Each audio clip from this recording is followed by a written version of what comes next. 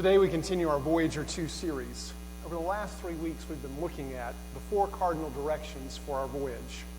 In that time we've discovered that east is toward the kingdom, south is toward honor, and west is toward valor. These cardinal directions are the core values that bind us together as a crew, the guiding principles that dictate behavior and action.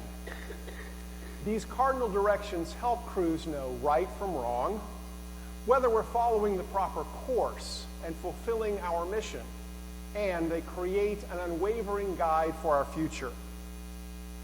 This particular wooden ship belongs to Christ Jesus, and the custom on board this vessel, as it is among vessels in the French Navy, is to engrave 4 core values at 4 different places on the ship, fore and aft, port and starboard, so the crew is constantly reminded why we're sailing.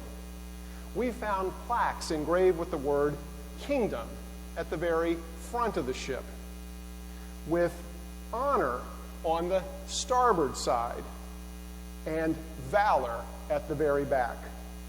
This week we walk to the port side of the ship and find disciplina, or discipline, engraved in another plaque, as well as being inscribed on the outside of the compass box, and it's directly north. Our 4th cardinal direction is discipline, and our readings from Hebrews and 1 Peter will help orient us toward that value. Let's take a look. You may recall the logbook capturing significant insights that are critical for our voyage forward. Here's our first logbook entry. Discipline is not a sign of punishment, but of love, so that we may share God's holiness. We are disciples, learning to follow, following to learn. Honor and valor may be words we're a bit fuzzy on, but we're all familiar with discipline. Any child who's ever broken a family heirloom candy jar, any student sent to the principal's office, or any soldier that's disobeyed a direct order knows the meaning of discipline. You will be disciplined. It will not be pleasant. Discipline in these contexts means punishment. And while punishment isn't the primary meaning of discipline listed in the dictionary, for many of us the word discipline automatically provokes a negative reaction. Although the denotation or literal meaning of discipline isn't negative, the connotation or cultural meaning is. To discover why, we turn to Stan Nussbaum's book, American Cultural Baggage. Within it, he lists the 10 commandments of American culture. Commandments 2, 5, and 8 are live and let live. Just do it, and rules are made to be. We're a nation of people who mind our own business, are impulsive, and pride ourselves on being rule breakers. When 1/3 of our nation's cultural 10 commandments are dead set against any kind of rules, is it any wonder discipline rings such a sour note among us? Discipline not only strikes us as a punitive term, but also anti-American. Don't tread on me. And while discipline does have some significant cultural baggage for us, as Americans. It ought not have that same meaning among us as Christians. While its cultural meaning or connotation may be our first hearing, we need to remember its denotation or dictionary meaning as our final hearing. Indeed, the primary meaning of discipline isn't punitive at all, but positive. Discipline comes from the Latin disciplina, for instruction or knowledge. The Latin word comes from the Greek term discipulos, from which we get the word disciple. Alexander Campbell, one of the founders of our movement, adamantly held onto the term disciple for members of our movement because of its dual meaning. It means both follower and student.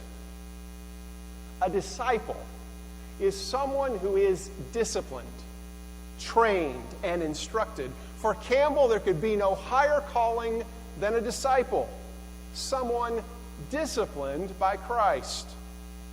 Our reading from Hebrews speaks of the positive nature of discipline. Our trials are to train us. For smooth seas do not make for skillful sailors. As fallible human parents discipline their children for a short time and are respected, we ought to even more respect our infallible heavenly parent who disciplines us throughout our lives in order that we might share God's holiness. If we weren't disciplined and left to run around unsupervised and without instruction, it would demonstrate we were illegitimate. After all, discipline isn't something done to a child, but for a child. The fact that God does discipline us, does supervise and instruct us, is proof of God's love for us. The author concludes, "Now discipline always seems painful rather than pleasant at the time, but later it yields the peaceful fruit of righteousness for those who have been trained by it. Training, like the naval discipline that recruits receive in order to become sailors." Paraphrasing the first couple of verses from our Hebrew reading, endure trials for the sake of naval discipline. The captain is treating you as sailors. For what sailor is there whom a captain does not discipline? If you do not have that discipline in which all sailors share, then you are stowaways and not his crew. The fact that we are on this vessel as crew is proof of God's love for us. This is a training vessel, teaching us how to navigate our lives. God's loving discipline enables us to complete our voyage to the heavenly city and share in God's holiness. Discipline is not a sign of punishment, but of love, so that we might share God's holiness. We are disciples, learning to follow, following to learn. This is our second logbook entry. Such discipline is not just for life on board, but especially for life on shore. Shore leave is a time that sailors get to spend on dry land. During the age of sail, such shore leave was often abused by crew members. They took it as a prime opportunity to indulge in pleasures denied them during their time on board, while others would jump ship and desert. In other words, they would lose the discipline they had aboard ship and forfeit their identity as sailors on shore. Perhaps because of those challenges, The current British Royal Navy's core values state, our core values should be displayed at all times by all of us, whether we are on duty or ashore with our friends and families. They should recognize our values and understand that we are different from society and justifiably proud of the high standards we hold in support of our country. The British Royal Navy understands their core values aren't just for on board, but also on shore. Whether on duty with crew or off duty with family and friends, their identity as sailors was constant. Their values were to be displayed at all times, values recognized by others that made them different from society, and whose high standards were upheld with pride.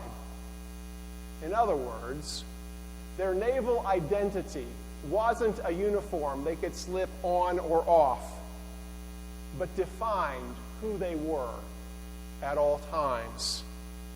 Turn to our reading in 1 Peter, where, like the Hebrews reading, the author speaks of God's relationship to us as a parent to a child. Like obedient children, do not be conformed to the desires that you formerly had in ignorance. Instead, as God who called you is holy, be holy yourselves in all your conduct. For it is written, you shall be holy, for I am holy. Peter addresses his letter to Gentiles who have been invited to stand before the God of Israel with the same privileges as the Jews, and more importantly, the same responsibilities. The holiness of God is to be the model for the behavior of these Gentile Christians, taken from text in Leviticus, where God tells the people of Israel, be holy, as I am holy. The most striking feature of Peter's interpretation of this text is the linking of holiness with the conduct of daily life. Holiness in many religious traditions means being set apart from the world and assigned to a distinctly ceremonial sphere on its own. In contrast, Peter says that holiness is to characterize the day-to-day conduct of Christian believers, always and everywhere. Holiness isn't a separate sphere, but the total context within which we are to live. Holiness isn't for Sunday only, but every day. Holiness isn't a uniform we can slip on or off, but defines who we are at all times. Our conduct, note the term here, is to give evidence of our discipline, of our discipleship in all spheres of our lives. Such discipline is not just for life on board, but especially for life on shore. Here's our third logbook entry. Where there's a disciplined will, there's a definitive way. Visualization precedes realization. Look at verse 13 from the reading of 1 Peter. Therefore, prepare your minds for action. Discipline yourselves. Set all your hope on the grace that Jesus Christ will bring you when he is revealed. And again in verse 7 from 1 Peter, the end of all things is near. Therefore be serious and discipline yourselves for the sake of your prayers. It is only with discipline that we can reach the kingdom, the goal or end of all things, where Christ is revealed. It is only by prayer that we make this voyage. Verse 7's therefore be serious means think clearly. keep your head. Don't be confused, disturbed, or fearful, but attend with full attention. Being alert and wakeful is essential for sailors on duty watch, observing vigilantly for any dangers to the ship. Watchfulness and wakefulness are essential disciplines of sailors and disciples. Jesus asked the disciples in the Garden of Gethsemane to watch and pray with him, yet he finds them sleeping 3 times. Alert, clear-headed prayer is an essential discipline for this voyage. Turning to verse 13, it literally reads, "Therefore, gird up the loins of your mind and be ready for action." This girding the loins of the mind doesn't make a lot of sense in our culture because we don't wear long flowing robes like they did then. Back then, in order to move quickly, you had to reach down and grab the long hem of your robe, tuck it up, double it up under your belt, and then cinch your belt tightly in order to be ready for action. Jesus uses this same image of readiness in a parable. Turn to Luke chapter 12. Luke chapter 12, verse 35. Luke chapter 12, verse 35. What does Jesus say?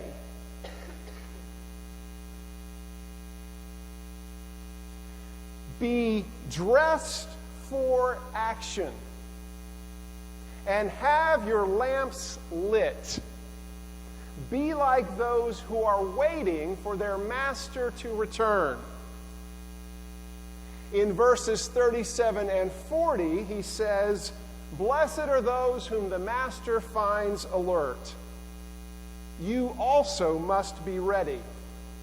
It takes discipline to be ready for action.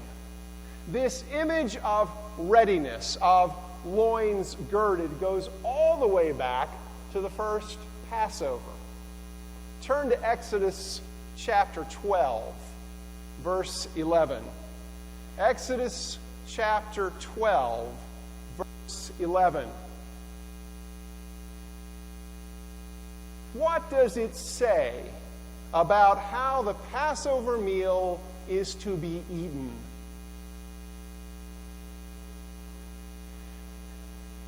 "This is how you shall eat it. Your loins girded, your sandals on your feet, and your staff in your hand." The children of Israel were disciplined and ready for action to flee Egypt with their loins girded. Transposing this phrase for a ship, we might say, roll up your bell bottoms and get ready for action. Or for our day, roll up your mental sleeves and get ready to work. Sailors trained in order to be ready for action. Such training exercises were called drills and were part of naval discipline. They prepared their minds and bodies for action. These drills helped them visualize action before engaging others. Their disciplined wills gave them a definitive way to success. Part of the reason that Britannia ruled the waves was because British sailors were better disciplined than other navies.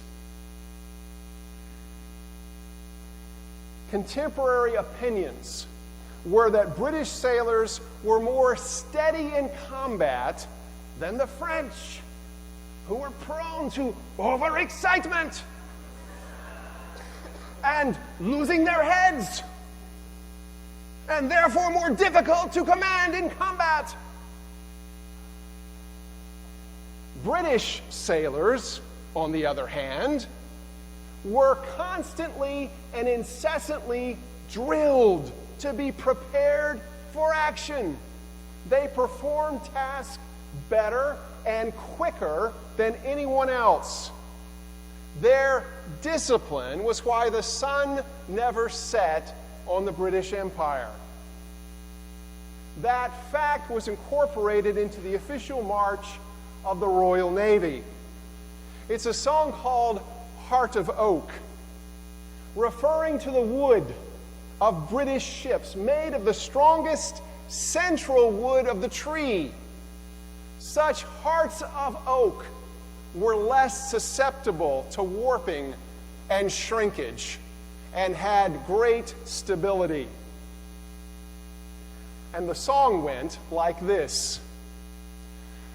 Come cheer up, my lads, 'tis to glory we steer. With heads carried high we will banish all fear. To honor we call you as freemen, not slaves. For who are so free as the sons of the waves? We have lyrics? Yes! And we have more!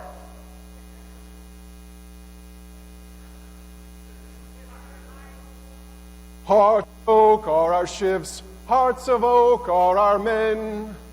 We always are ready, steady boys, steady, to charge and to conquer again and again. A heart of oak helps us always be ready and steady. Where there's a disciplined will, there's a definitive way. Visualization precedes realization. Here's our final log entry. Since we're on board an ark of salvation, our lives are necessarily oriented toward love. Look at verses 8 through 10 of 1 Peter. Above all, maintain constant love for one another, for love covers a multitude of sins. Be hospitable to one another without complaining. Like good stewards of the manifold graces of God, serve one another with whatever gift each of you has received. Because we're on board this vessel of grace, this ship of Zion, we're part of a much larger story than ourselves. It is fundamentally a story of love. Love comes easily and naturally among family and friends. Yet on board this vessel, we're called to a higher love.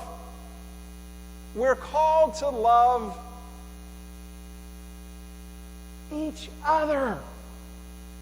People who aren't family and wouldn't be our first or fourth choice for friends.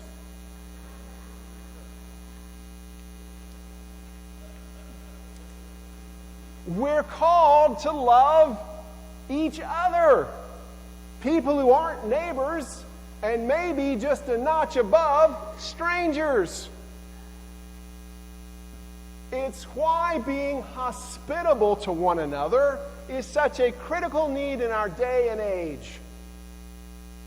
It's why our open table conversation groups have been practicing this discipline over the last 6 months.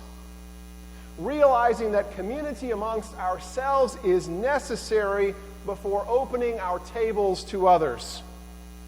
Maintaining constant love for one another in the church and serving one another as good stewards of God's manifold grace is just the first step.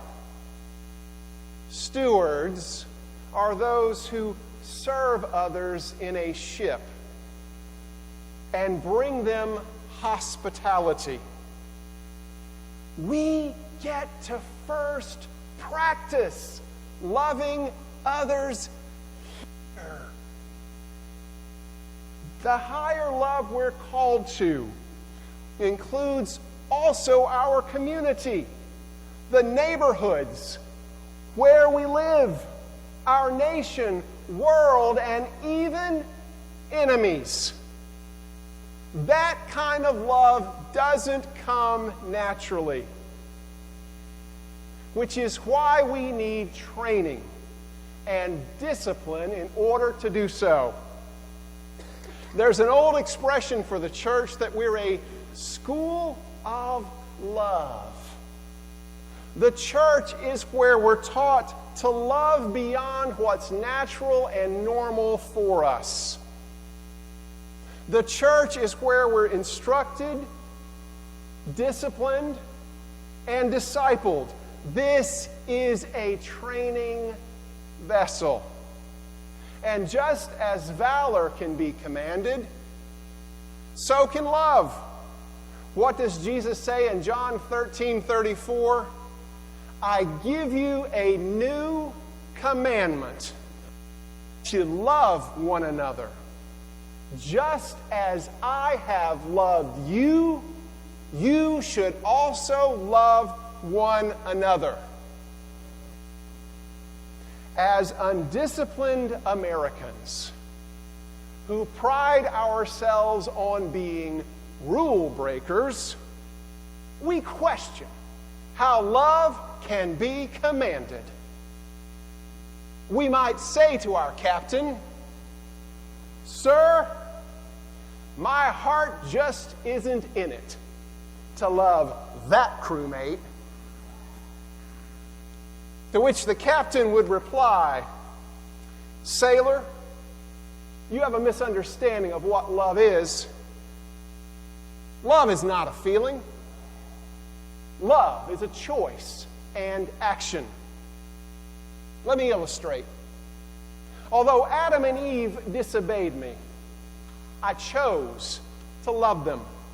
Although Cain was a murderer, I chose to love him. Although Abraham and Sarah laughed in my face, I chose to love them. Although Joseph sold his own people into slavery, I chose to love him. Although the people of Israel danced around a golden calf and my anger burned hot against them and I wanted to wipe them out, I chose to love them. Although David was a murderer and adulterer, I chose to love him. Although Israel was repeatedly unfaithful, I did not execute my fierce anger, for I am God, and I chose to love them. Although my own townspeople tried to toss me off a cliff, I chose to love them. Although angry at those more concerned with rules than with healing, I chose to love them. Although furious at the money changers, I chose to love them. Although heartsick by Judas's betrayal, I chose to love him. Although heartbroken by Peter's denial, I chose to love him. Although heartlessly impaled upon a cross, I chose to love. Even though my heart was pierced by a spear, I still chose to love. Sailor, love isn't whether your heart's in it. Love is not a feeling.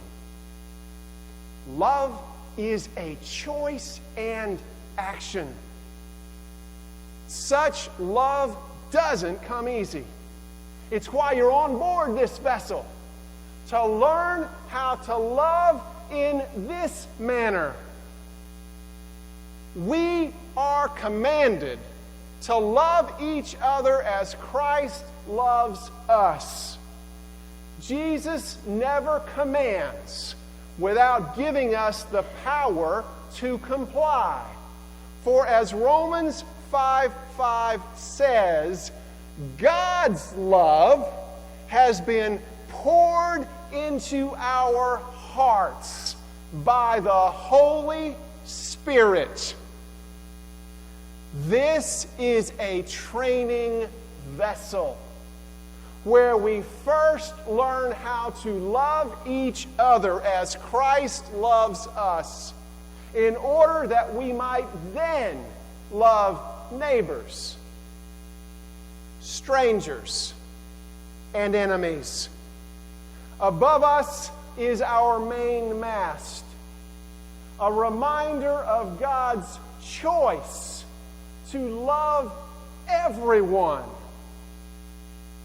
On board this vessel of grace, we can become trained, instructed, and disciplined to love as Christ loves us. Love built this ship. Love guides this ship. And love will bring this ship to dock at the heavenly city.